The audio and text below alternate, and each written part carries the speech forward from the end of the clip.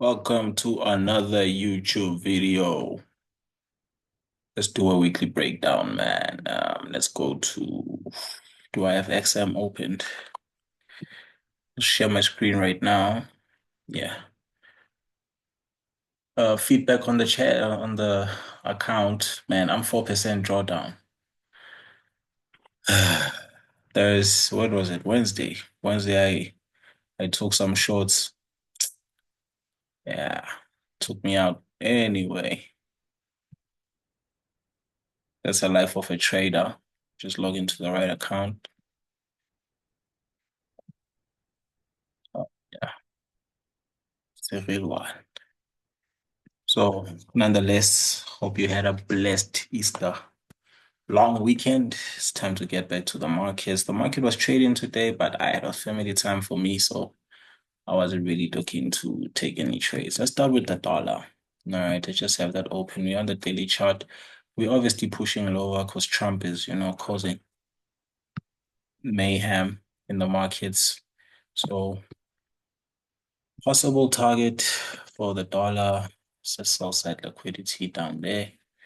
If we go to the weekly chart, let me just take this away. Apologies. If you go to the weekly chart, there's no really PD array except this. We have a weekly opening gap right there. So that's going to act as a point of resistance.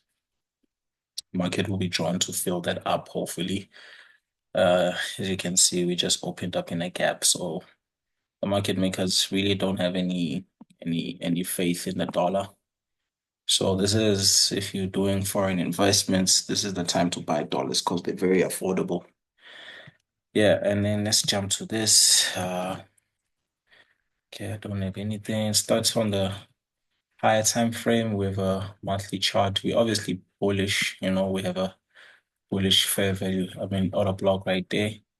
If we're going higher, where are we going? I'm looking at these levels right here. Why? Because this is a mitigation block.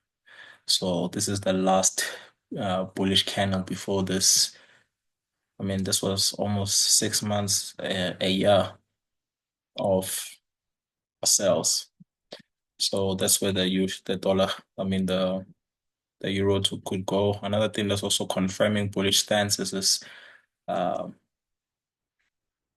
weekly fair value gap. We do have bullish order block right there. The market just opened up today. It just decided to rally. That's nice. So we're not chasing the move, we're waiting for the market to come back down. In the 4 hour time frame, we also have a fair value gap over here. So it will be nice to see the market come back down and then hopefully go there, which is really not that far, right? Let's look at the cable. I don't have anything. Let's start on the weekly time frame. Weekly time frame, we're not as bullish as the euro, but overall we are bullish, but not as bullish, right? So if I have to decrease my chart, where could they be going? First thing I see is these equal highs over here. Look at these candles. Like they literally equal, right? Cool. And then we also have a fair value gap over here, which was created last week. Okay. Today we just have, buy side candles. So meaning we're just going higher and higher. So we are in a bullish program, right? And the target is very low. So if you participate in this market, we can jump down to the 4 hour time frame. Excuse me. Let's wait for the market to come back down. Right now we're in premium. So if I pull my fib, we need to be underneath the 50% mark, right? This will anyway here based on time would be the best place to buy, and then you can go long. All right. The dollar as well. Gold is obviously bullish because right now investors are looking at it as a way of dumping money. It's safer. Money is safer when it's in gold. So I usually use these extensions and they've been working if we've been looking at my videos since Jan, right? Just to try to see where the price could go. So I used the previous week's range and then I put it on the opening price of this week, try to determine an expansion because the price is also always moving in fractals, right? So we have a supplied zone here or a bullish order block. And yeah, today I was looking at longs, but it didn't come back down on the funded account. So I wasn't even interested. But tomorrow, Tuesdays are a great day to buy or sell, depending on the direction of the market. So anything from here tomorrow, I'll be keeping my eye out for that, and then go long. We remove all of this junk. We're living in the past. Okay, we obviously bearish, and the most realistic target would be this low that we created. Right. Cool. Is there anything else I see? No. Right. So we bought CPI last week, and then we're crumbling down. Right. Another thing that maybe can hold water is this daily order block right here. But if you look at where price traded today, it didn't even come there. That's how weak the market is, right? Didn't even bother coming up. And we also have a gap opening and a gap there, very small. If you zoom in, you can see it. So tomorrow, where am I looking to sell? This is Nasdaq, by the way, US 100. So anywhere above these highs, I'm looking to be short. So how do I know?